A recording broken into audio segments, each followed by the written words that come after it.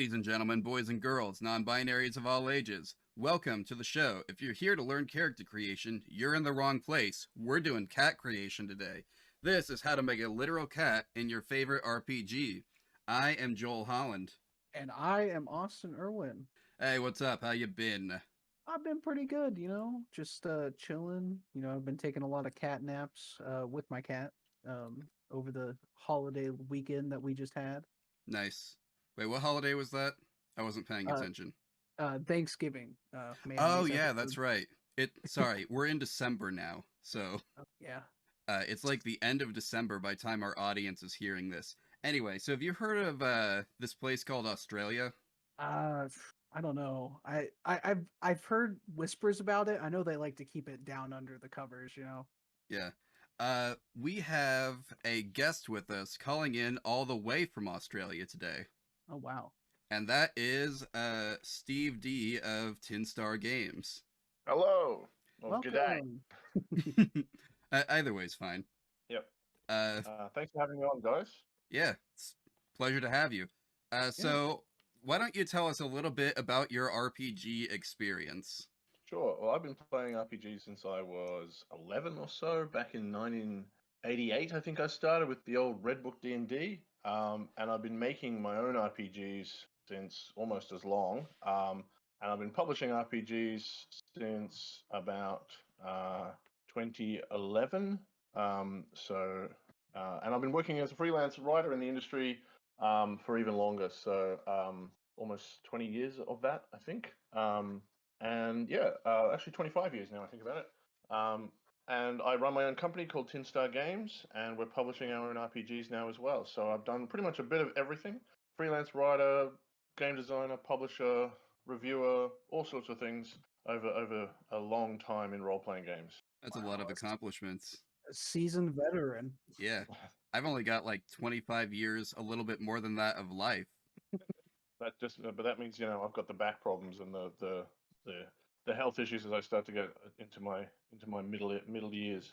Yeah, I guess that's never pleasant.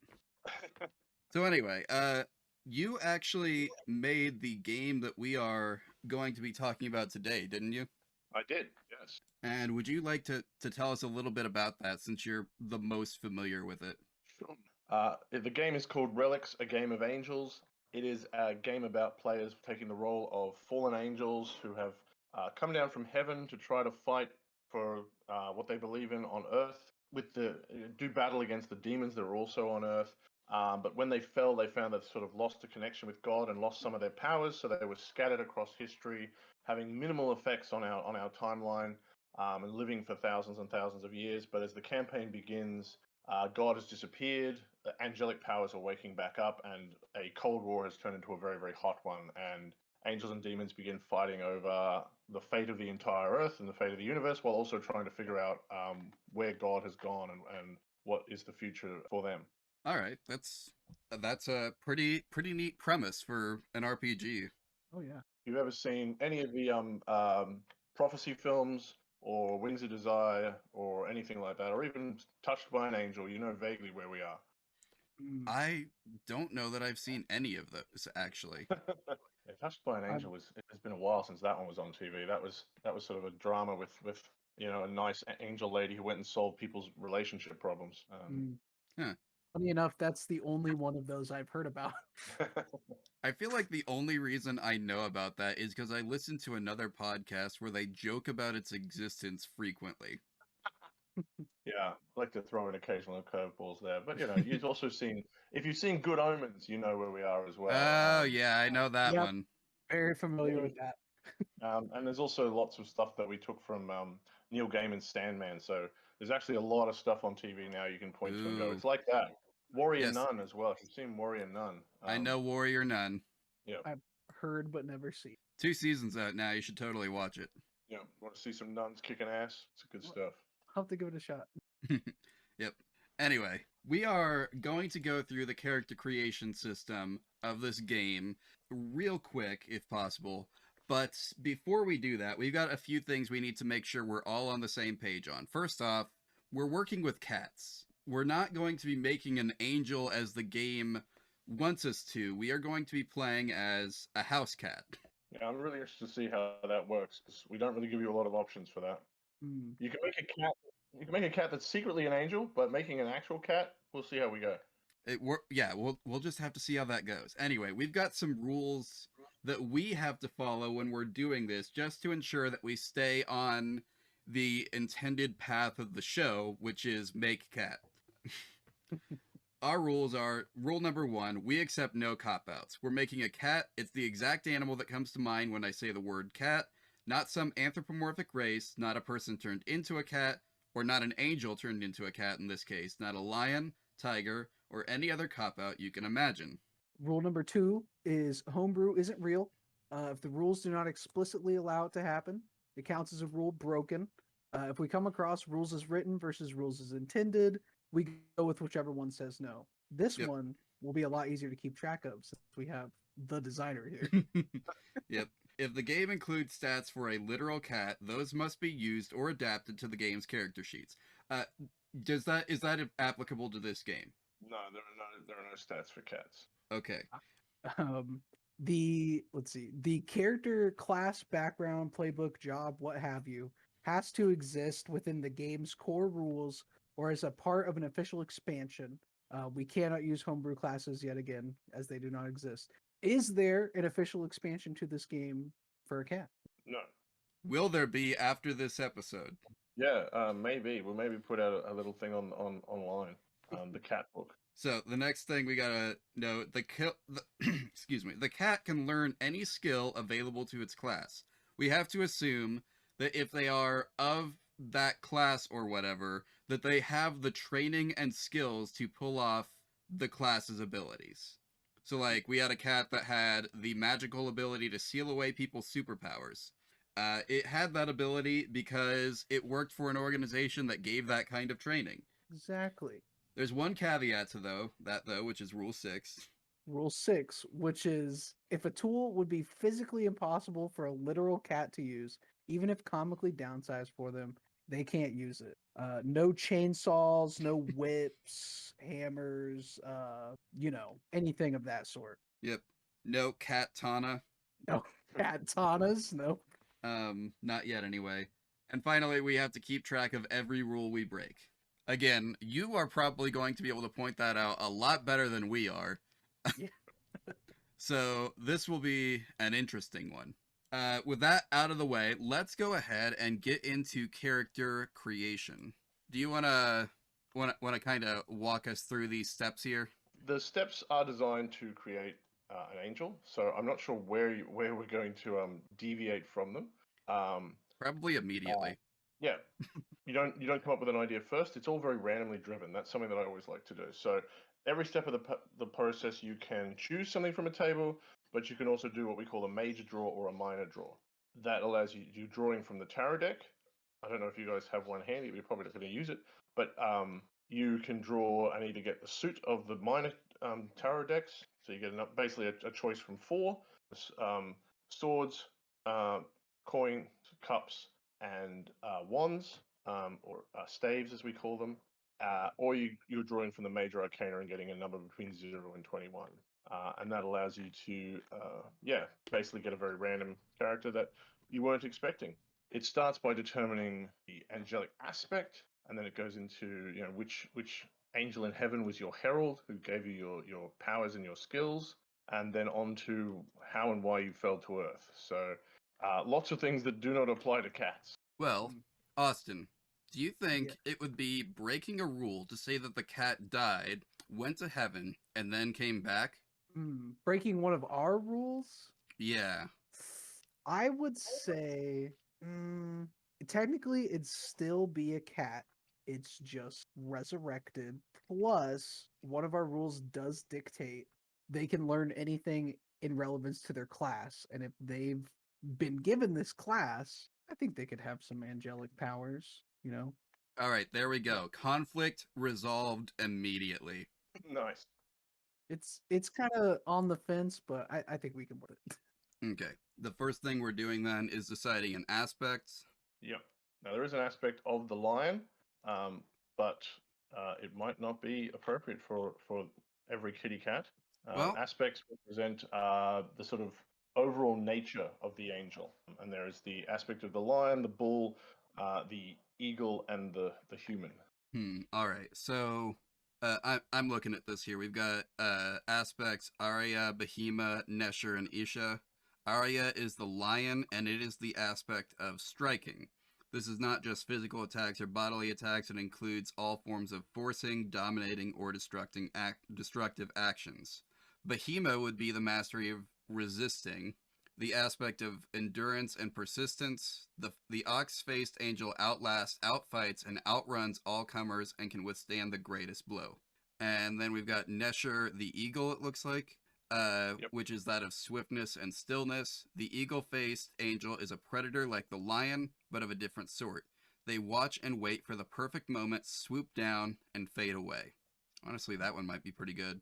And then finally, the human-faced angel is naturally the most human of all. As such, their nature is the most human of things, communication. I like Nesher. Same. Nice. I think Nesher is going to be our best option. Yep. So that is our aspect. Yep. And then our next step, if I'm reading this, is determining our herald. Yep. The All right. Neshers have the power of movement, which means whenever they're moving in the game and they draw coins, they get an automatic success. They're just better at moving than any other angels. But yes, your herald is next. All right. There are 11 heralds. They all have a power, or what we call a dominion, which is an area of miracles that they control. All right. So this is where it looks like you could do, you said the major draw, which is draw from the major arcana and then get your herald at random. That's right. Do we want to do that, just like generate a number between 0 and 21, or do we want to look through these and see if there's one that like just looks correct? So I can tell you, I can run down the domains, the dominions, I should say, and then you can see if one jumps out. Otherwise, you can do that random pull. We've got Excelsis, which is the ability to do superhuman feats, which might fit for a cat, and also grant those powers to others. Intercession is the ability to intercede in action. So that includes also moving very quickly, controlling sort of space and time, and controlling objects with your mind as well. We have lightning, which is storms, powers, but also technology. Communion, which is communicating with things and reading information and sharing information. Countenance is illusions and images. Protection is avoiding getting hurt. Healing is healing those hurts. Passings is death and decay. Witness is the ability to see things and notice things beyond your ken. Shaping is the ability to change one thing into another.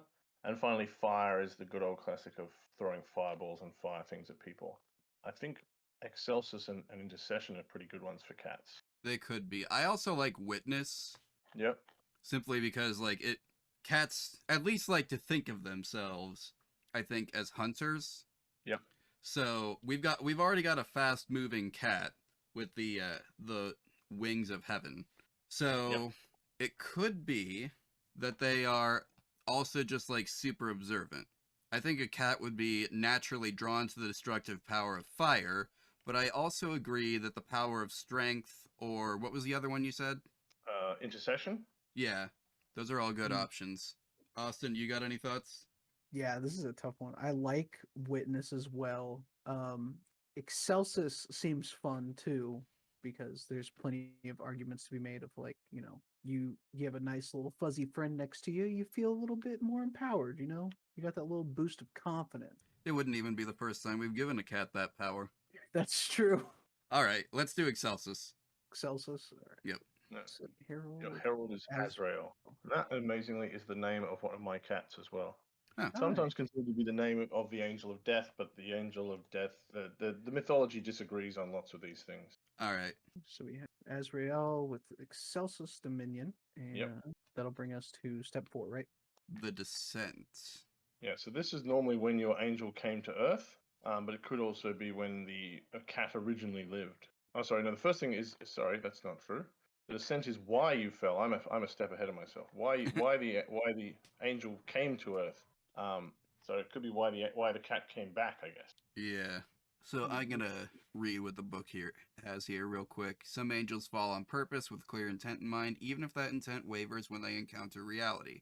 Others fall by accident with no great plan, or through carelessness of memory or vagaries of emotion. The descent is as individual as an angel themselves, and for many a deeply private moment. No matter what the reason, there is always some regret, sadness, and anger associated with that choice and the memories around it. So I see we've got some reasons listed here as well for the descent. Yep. And again, you can do it randomly, or you can pick from the table. All right, let's go through these and see if there's one that stands out.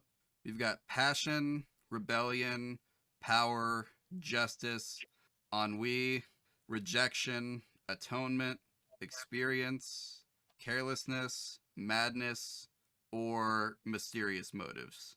I don't know. I'm kind of a fan of carelessness. And that's a fun one. Cat's just sort of he just sort of wandered out of heaven when the door was open. Yeah, just fell off one of the clouds. It could happen. I think carelessness would be a good one. All right, you guys like carelessness too? Yep. Yes, Okay. careless. A lot of S's. And then step 5 is mission. Yep. So there are basically 6 factions of angels. Without God's clear guidance on Earth, they came up with reasons that they might be here, or the purpose that they have in what their responsibility is to humans, basically. So the Boots of Humility believe that their job is to be helpful, but to be in the background, to not interfere with human history, and just sort of be invisible. The Belt of Truth believe their job is to sort of understand all of creation and its mysteries. So they deliberately they're seeking out knowledge and information whenever they can. The Armor of Righteousness believe the object is to work with humanity to fight evil and demons. So they generally contact humans in secret and try to arm them and protect them. The Shield of Faith also wants to protect humans, but they want to do it without humans sort of knowing what's going on and in a more protective way. So they often take the role of religious organizations and things, trying to inform humans a little bit about what's going on, but also keep them safe. The Helm of Salvation believes that the best way to sort of protect humanity is to be in power over humanity. So they tend to seek out prominent positions of power and influence, and then they can lead humanity. And then finally, we have the Sword of Wrath, who believe that humans aren't really important. The important thing is killing demons and cleansing the world of them. So they would even sometimes view humans as acceptable casualties. So once again, we're at the far extreme where humans aren't important. I can see a cat being in the Sword of Wrath, but on the other hand, they do kind of like humans. Yeah. I'm leaning towards Helm of Salvation. Maybe our cat's the reason that Egypt worshipped them. Nice. Very nice. Yep. Yeah. Oh, I like both of those a lot. Helm of Salvation is really good though. Yeah, that definitely. I mean, cats would be like, yeah, of course we want to be in control. Yeah, Um, obvious. I feel like they'd care enough about humans, like they'd care if the humans were worshiping the. Yeah. Yes. Like it's incidental, but also they're not going to stop it. Yeah. Might even encourage it once they get used to it. Yep. So Helm of Salvation then, Yeah, let's do Helm of Salvation. and then it says we have a rank to apply to. There's that link. It's implied to be 1 unless you're sort of starting a high level campaign. Gotcha. Okay. Basically, a rough measure of how far up you are in your society, All right. in your faction, and yeah, the assumption is that you're a fairly low level to start with. Gotcha. So That our step 6 is describing the relic, our dominion, and our first miracle. Yep. So angels have their powers trapped in these magical items, which we call relics. That is an item that they find that is sort of almost part of their body and carrying with them their whole existence. Yeah, all their powers are sort of contained within that, and they need to hang on to it to use that power. So for a cat, it's got to be something. Yeah, we may have some trouble here because, as you say, a cat has to be able to use it. Again, there's a random table, 1 to 21, and they're very general categories to try to just inspire a choice. So this might be a time to generate a number. Perhaps. So sorry. Is our relic self-described or they're You can pick anything you want, but the table gives you an idea of the category of it. For example, is it a memento of a time or a place? Is it a badge of office? Is it a piece of jewelry? Is it a okay. powder or a liquid? Or Oh, I something? see the table here. Okay. I just had to scroll down a bit more. Okay, so it says a relic is something large or part of something large, a weapon or part of one, a piece of armor or part of some, a coin or some other element of trade, a piece of jewelry, an item of clothing, a tool, an image, a sculpture or other work of art, natural object either polished or unfashioned, symbol of faith, symbol of membership, a symbol of rank, a memento of time, place, or experience, a toy, game, puzzle, or part of one, an item of communication, an item of science, a replacement body part or sign of medical repair, a powder, liquid, or gas contained somehow, a package or container or part of one, food, drink, or something for cooking or serving them, something that once was or was part of a living organism. We could do this randomly, but I kind of think that we could describe either a jewelry or clothing or accessory That works. True. because I can kind of imagine like it's a cat angel. So what if they just had a collar with a bell on it, I was thinking the same thing. and the bell Yep. is the relic? Nice. That's particularly funny because cats often hate their bells. Yeah. See, relic bell on a collar. I feel like I'm spelling collar wrong. I can't see you spell, so Collar. yes, That's that's right. correct. Okay. And we have signifiers in the game, but that's more of a mechanic. So basically, you draw a major arcana card, and whenever that card comes up in the game, you get a new power. So I'm just going to randomly generate a major arcana card, and I've got strength, which is actually appropriate because it has a big lion on it. So that's card number 8 in the tarot deck. So anytime strength is drawn, your relic awakens and so that happens. Would that be listed under signifier? Yeah, that's your signifier. So it's not something that exists in the setting. It's just this is your card. Okay. So when it comes up in play. Okay, Yep. that makes sense. I listed it here. Especially since our our dominion is Excelsis, the one that is Yeah. the strength giving. Yeah, all right. So that brings us to step 7, descriptive touches. Wait, did we do our first miracle? Did we?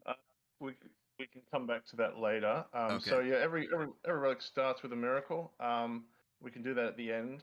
The next bit is basically we can actually I can jump forward again. We've got random tables for this, so we know we're Excelsis, and we have all these lovely random tables to generate things. So we can generate a level 1 Excelsis miracle, and that is on page. I think my book said 102.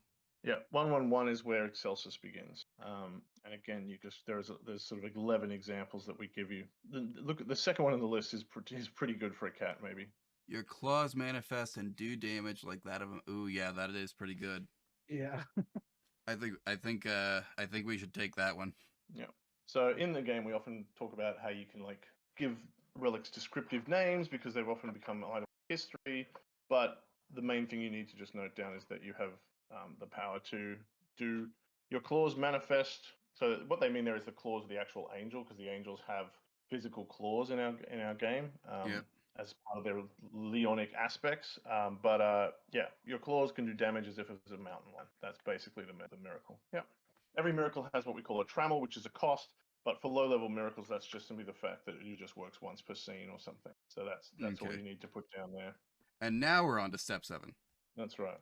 And this is where a lot of the funny things happens, because now we get to find out how you interacted with human history over the years. So the first table of that is when did you arrive? So we've discovered something about ancient Egypt. So for Egypt, so that's in the first couple. Although because Egypt went for so long, anything from a 0 to a 7 will give you some part of Egypt. Actually, even and right up into 8 and 9.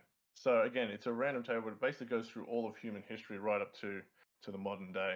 But there's some early options. You've got all the way back to the beginning of time, and then dinosaurs or Neolithic Neanderthals, and then on to early human settlement, Stone Age, and the beginning of tool use and farming. And then you've got large civilizations first appear from 10,000 BC on in Sumer and across the Middle East and the Old Kingdom of Egypt. Then on to the Bronze Age, and then to the Iron Age, and then called Antiquity, which is Greece and Rome. So we know you were saying Egypt, so probably in those early ones.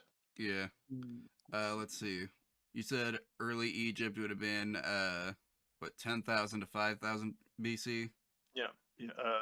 or 5,000 to 2,000. Sorry. Yeah, one of those two. Yeah, 5,000, 2,000 BC is what we call the Chalcolithic age. You've got the beginning of what we call the Old Kingdom in Egypt appears from them at that point. Horses are domesticated. Yeah. I think that makes sense if we're gonna like say that there is a cat that came down from heaven and ended up worshipped. Yeah. Yeah. So the chocolate. Yeah. Or Yeah, you the know what back of would the really book- help with this is if I could find out exactly like when Bastet became part of the the mythology of Egypt, because they could like if they went down around that time, the cat could be seen as like an envoy of Bast. Yeah, absolutely. There is a table that comes up is where you figure out how you deformed human history, and one of them is you became a god or a mystery or something. So I'm looking up Second Dynasty is when we know cats were worshipped. The wonderfuls of Google, and I'm going to find out when that is. The Second Dynasty of Egypt was about 3000 BC to 2600 BC. Okay, so that would still be old Egypt then. Yep, yep. So I'm assuming historical impact would just become worshipped, or Yep. probably a better way to phrase that. Let me see what it says. Yeah, so historical impact would be you became a myth. Yeah, you created a myth of godly cats. The sense of you created the myth of Bastet. Probably would be another way to say it. Yeah. All right.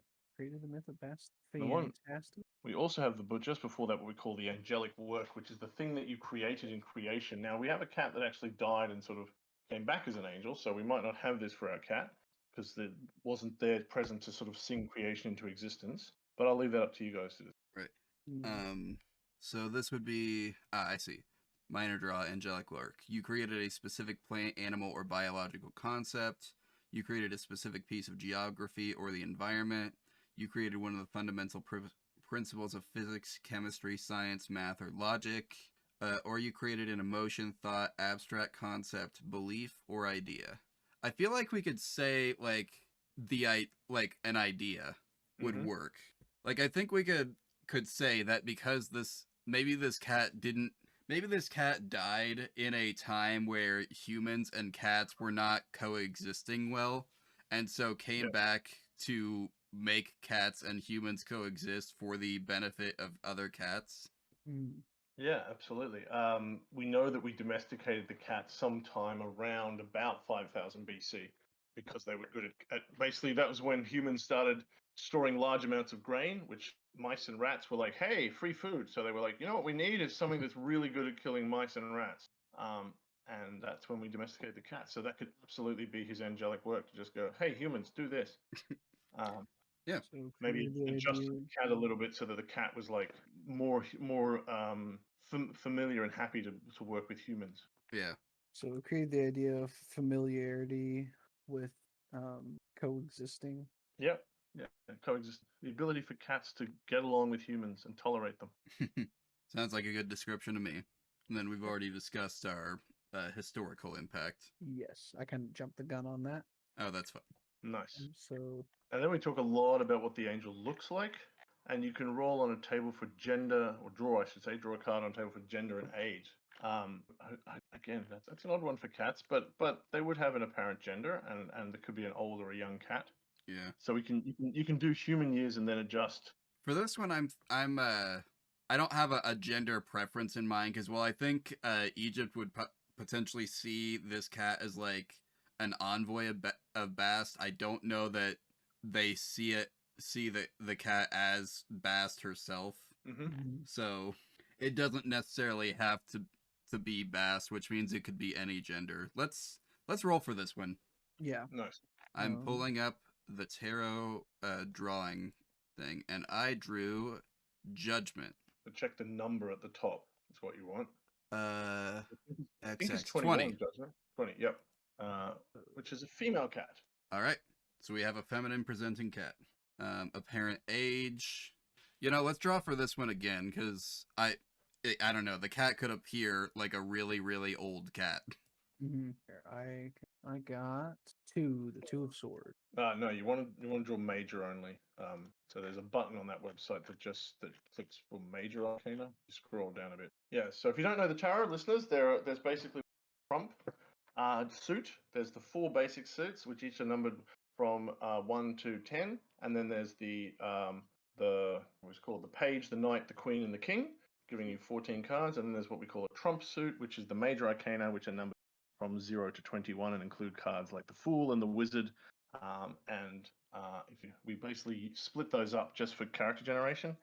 In play, they get shuffled back together. So my major arcana was 12, the Hanged Man. That's going to be probably a middle-aged cat. 12 is 30. So in cat years, that would be what? Still probably pretty young, like 5 at the oldest. 3 or 4 or 5, yep. So a cat in its prime. That's right. So we have a feminine presenting cat in its prime, and we are now looking for other features. So we talk a little bit about like what the angels have a thing we call the guise, which is basically a way that they can fit into modern society, where they just they pick a job and then go, right, I'm a doctor, so obviously I have a white coat and a stethoscope, and some hospital treats me as being on their books. And I don't think a cat needs that. No, I was looking at, there's a thing for markings, like you're covered in scars or have different colored eyes, or... Yeah, so we talk. One of the themes of Relics is that the angels don't really fit in. They are effectively tourists on Earth, and so they don't quite understand everything about humanity, and part of that reflects in how they created their physical costumes. So even a cat who was alive and has come back is going to be only approximating a cat. And so this table gives you a lovely random choice of something about your image or your presence or your physicality that is off, and that someone who looked closely might discover. That it wasn't quite right. Yep, that's right. Gives you away. All right. Do we want to draw for this one as well? Yeah, let's draw for this one. It'd be hilarious if we got the "you have a tail" one. Just 13. I got. I thought I had the one that was only drawing majors, but I just got a whole bunch of minors in a row. Draw a major arcana card. Here we go. Death, which is 13. You have a tail. Do we have 2 tails? Yeah, that sounds great. Because like a cat already comes with 1. A 2-tailed cat would be an amazing. You wouldn't notice at first. So one's like the angel, one's the angelic supernatural tail, one's the sort of real tail, inverted commas. Mm-hmm. That's great. Yeah. I can't believe that. All right. We have our mark. Yep. And then costume. I think you're right. Is there a costume table or No, there's nothing like that. Okay, so we don't yeah, you're right. We don't really need to worry about a costume. Then the last thing then is what we call the mortal connection, which is about giving basically angels inevitably, just as they get involved in human history, they get involved with mortal lives. So there's again a random table to see what sort of human that they've become involved with in the wherever you're setting your game. So this is normally about like we're going to be playing in the modern day, not in the past history. Although we better be careful about pulling a card on this table, because the first one is your lover, and we don't want to have anything like it could be another cat. Ah, yes. Okay, I like that. Yep. Well saved. I could roll a d8 here and use the 8 as a 0. The table goes all the way up to 21. You just got to go to the next page. Oh, okay. It was cut off. All right. You want me to just draw another card and see? Yep. Okay. I got strength, which is 8. 8 is a stranger you see every day, such as on a bus or a park bench. That's oddly fitting. Yep. A bit of a stray cat. Maybe somebody that gave this cat, food or something before, humans had domesticated cats. Maybe.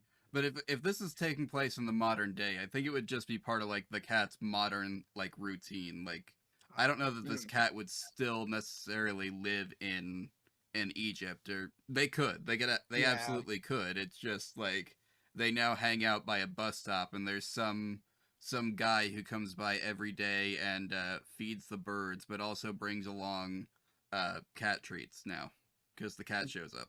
Yeah, at a park or something. That's good. Yeah. Maybe the cat lives with other like stray feral cats, and someone just comes by and gives them treats periodically. Yeah, that's actually really common. Hmm. People can't always take in cats, but there's lots of. I know where I live in Sydney, in Australia. There's pockets of feral cats that we just sort of that are kept alive because people feed them um, yeah, and there's just we have a lot of problem here with people abandoning cats and cats going slightly feral. Well, maybe the Yeah. cat lives in Australia now. Yeah. Yeah, so there's the only thing that you sort of do that's sort of not in the rules is figuring out, well, is yeah, like where is this campaign set? Why are our angels together inside the scope of a single character? Okay. Gotcha. So yeah, we all work in Australia, we all do this, but yeah, you could. I mean, a Sydney cat is absolutely possible. All right. That gives us time at least to do step 8 memories. Yeah, the really unique thing about relics is the way we have this memories mechanic.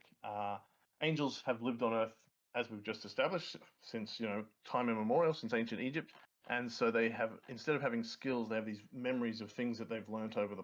And one of the really fun things you do in character narration with the rest of the group is you get memories of the other people of you. So they go, I remember that time that we met in London in the 16th century and we saw a Shakespeare play together and things like that, and that's how you get your skills. But Oh. you start with one that you have on yourself for yourself, and that can allow you to give you some sort of self definition about what you have. So you get your first choice. So that's on page 55 where it says the first memory. Okay. Sure. We typically, when we do stuff like this, things that happen within a group, we kind of leave that up to like players. Like Yep. if somebody chooses to pull this cat and use them. So we can definitely do the first memory to get. Yep. The party that uses this will have to determine the memories this cat has of the other angels. Mhm. Yep. But there is a table if you want. You can use. There's a table about to generate. When you're generating memory ideas, we have two tables you can use. One is about like what the event is about. That player, like we were fighting over something, we almost died. But the table before that is about what is the emotion attached to the memory, which you can use for your first memory as well. So that's on page 56, I think. 57. Yeah. 57. The memory emotion. Yep. Okay. So I can draw for that again real quick. Okay. And I got the Hierophant, which is 5. So that's a fear-based memory. Okay. So the skill can be whatever you want, but the one thing that we always like to focus on is to say to build up this great history is like it's not just, oh yeah, I know how to drive a. It's this is this time that in this period of history when this was going on, I had to learn how to do X. So it can be whatever kind of skill you want, but you get to add a little flavor text to it. We know that was something that was frightening. I've got an idea for this based on our backstory that we've established through character creation so far. We know that this cat started its journey in Egypt, becoming an envoy of a cat god, so that people would respect and eventually align with cats for their mutual benefit, right? But Egypt fell, and sometime after that, the cat ended up in Australia. So we could say the cat like either has incredible hunting skills because it had to learn to fend for itself for a while with no constant home, or it learned to swim to like escape the land where it no longer felt welcome. I like that second one a lot. Just like getting over a cat's like natural fear of water to move on with his life or with her life. Yep. So we like the swim thing. Yes. Yeah. All right, cool. And then is there anything left to do besides come up with a name? No. And if you do want, there is a table at the end of the book. Well, it's a list of massive numbers of angelic names from cultures in the Middle East. We could look up Egyptian words. Obviously, I think Bast actually originally meant cat in Egyptian. That I would believe that. We know it's a. You could look up like the word dabt, DABT was like the word for black, as in black as charcoal. What color is our cat? We never decided. We that. did never decide the color of the cat. I mean, we could do a black cat. Yeah, DAB, and then Well, it's basically the BT sound, which we don't really have in English. DABT is the word for black. All right. A black cat with two tails is very, very evocative. Yeah, it's a really nice idea. In the prime of So- her life. So DABT was the name? Yep. Yep. Yeah. Let's go. We should also say that every angel has a miracle based on their aspect. There are some things that angels can do automatically. They can all fly. They can drop their vision and show their sort of true angelic self. They are effectively made of flame, so they can generate small amounts of fire. And when they can fly, though, they can fly very slowly, as if they're just sort of walking. They don't really have proper wings. But the the Nesha angels, they have the really famous big wings. That means that they can soar and fly almost as fast as a jet, and they can soar like angels, soar like eagles. The wings of heaven, I believe, is also a miracle that Dav will have. So we have a flying cat with two tails. All right. A flying, swimming cat with two tails. Very nice. Is there anything else? I think. Okay.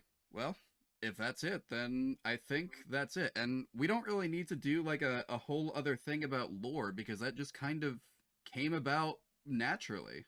Yeah, that's something I really like to do in character generation. I want you to not just generate stats, but go find out who you are along the way.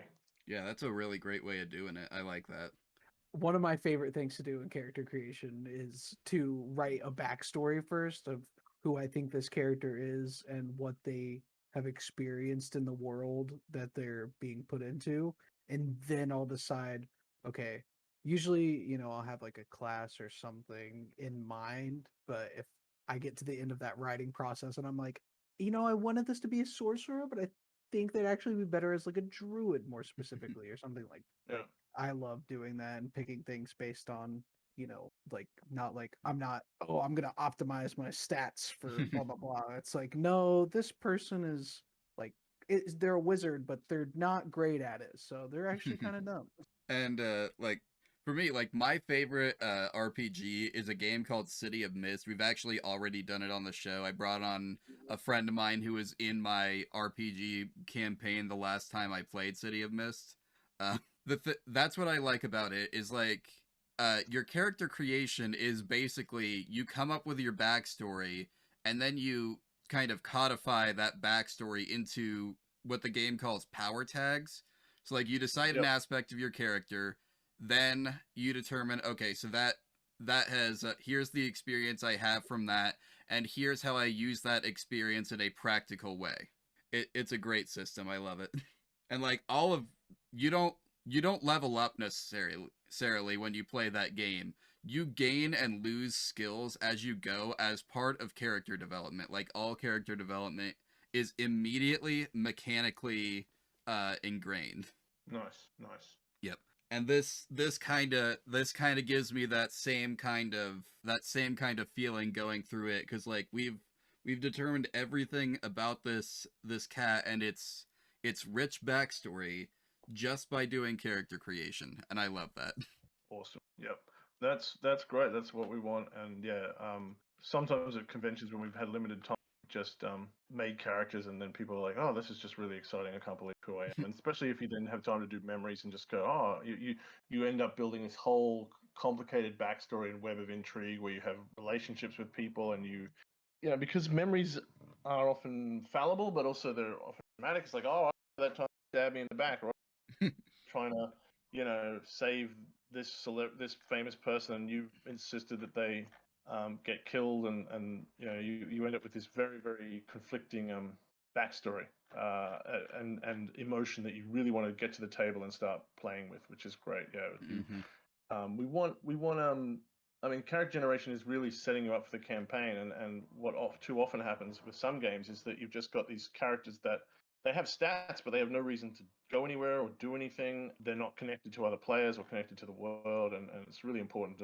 I think, to put those things in. Is there anything else we want to establish about this cat before we wrap up, or It looks good. all right? In that case, let's go ahead and wrap up. So, Steve, do you have anything you've got going on right now that you'd like to promote while you're here with us? We are counting down to our next Kickstarter. It hasn't launched yet. It's going to launch in February next year. after the holiday madness, but we are going to launch our new game, which is called The Score. And it also has a very sort of different take on generating lots of prompts, but that happens in play. It is a game that uses only cards. You have 18 cards, and they all have these prompts of cool events that happen in a heist. So you're creating a heist movie, Oh, dang. and by you have just 18 cards, and you shuffle the cards together, and the way they come out tell this amazing heist story, which means you can play an entire sort of heist movie in less than 20 minutes. Relics is all about getting you started with hitting the ground running. This is about me trying to build as the fastest possible role-playing game I could. And we've succeeded with that. We've tested it all over conventions this year, and we've always had these really fast and exciting games. So that's called The Score. It's coming up. The Kickstarter's launching in February, and we're doing lots of reveals and promotions as we are counting down to that date. So check it out. The website for our games, all our games, is tinstargames.com, and we'll be having lots of info there. And yeah, look for The Score on Kickstarter. All right, thank you. Austin, how about you? Do you have anything you would like to promote? Just my usual catch me on all your fancy websites, including a new one. I've finally given in. Joel's finally convinced me. I've made a Tumblr. So you can find me there at Avalon Alchemist. But beyond that, I have nothing. What about you, Joel? Anything new going on? I guess not. Like, we've got the show going on. I've got the game that I told you a few weeks ago, or I guess months at this point, at least a month ago, that I was working on, but it's still mostly just a 2-page Google Doc and a barely edited template project in Unreal, so... Hey, sometimes that's all you need. Well, I mean, not to publish, but... Yeah, no. But I guess the other thing we need to talk about is where the show can be found. Assuming that you are listening to this in your friend's car and didn't download it yourself. If you go to literalcatpod.start.page, then you will find basically all of the links to the show as it exists online. You can find our email address, first and foremost. That's the important one. Because that is where you can send us pictures of your cats. That is where you can send us challenges. So, like, if there's a specific type of cat you'd like to see, you can email us about it. If there's a game you'd like to see us play, you can email us about that. In fact, if you do that, we might ask you to be a guest on the show if you consider yourself an expert in that game. That's what happened to Steve here. Absolutely. You can also follow the show on social media. It's mostly Twitter and Tumblr at this point. Twitter is by some miracle still chugging along, getting worse every day, but still chugging along for the moment, at least until it gets kicked off the App Store, which sounds like a real possibility for some reason. Did not hear about that one. Yeah, no, Elon Musk has been complaining about it all week. Oh boy. Dating the show when we're recording again, I guess. Yeah.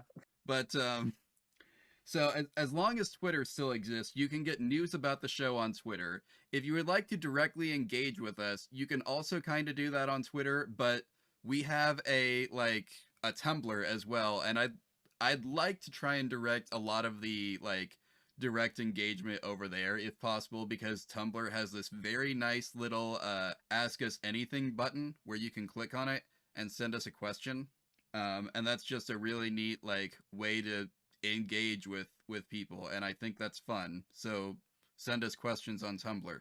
And what's the Tumblr account?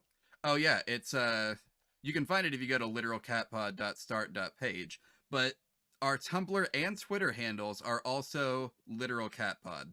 Nice. And what else is over there? Right, you'll find the YouTube channel, as well as links to a few different ways to subscribe to the show. There's a button for good pods, I think, and there's also just a button to grab the RSS feed, so you can plug it into whatever podcatcher you use. But if you subscribe to the show on YouTube, we post the episodes there a little later in the evening, around 5:30 p.m. Eastern Time. I guess I should say Eastern Daylight Time, specifically. We post them there around 5:30 p.m., and it's set up as a premiere, so there's live chat when the episode airs, so we can all sit and enjoy it as a watch party if you want. bring your friends or whatever. It's Bring a snack, you know. yeah, yeah. And also, please remember to rate and review on your listening service of choice. If your listening service of choice does not have the ability to let you rate and review, you could always go over to Podchaser and leave a review. I do check Podchaser about once or twice a week, at least, sometimes daily. And finally, as of right now, you can find all our character sheets at a Dropbox, which you can access through the bit link bit.ly/literalcatpod. And I think that's everything for us.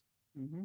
Okay, so thank you again, Steve D, for coming on and telling us about your cool game. Absolute pleasure to be here, guys. Yes, it was so fun having you and going through this really interesting Mm-hmm. character creation. And I know as of right now, the one page one shot lightning round part 1 will not be out until tomorrow. But you've got a whole bunch of one page or one shot games, don't you? Yeah, absolutely. We have Yeah. on our itch page primarily, tinstargames.itch.io, we have a whole bunch of one-page RPGs and micro RPGs. We try to do a one-pager every year at Halloween. So this year's was about a true event where Princess Di was snuck into a gay club by Freddie Mercury back in the 80s. And yeah, you get to sort of, we've written a solo role-playing game about that.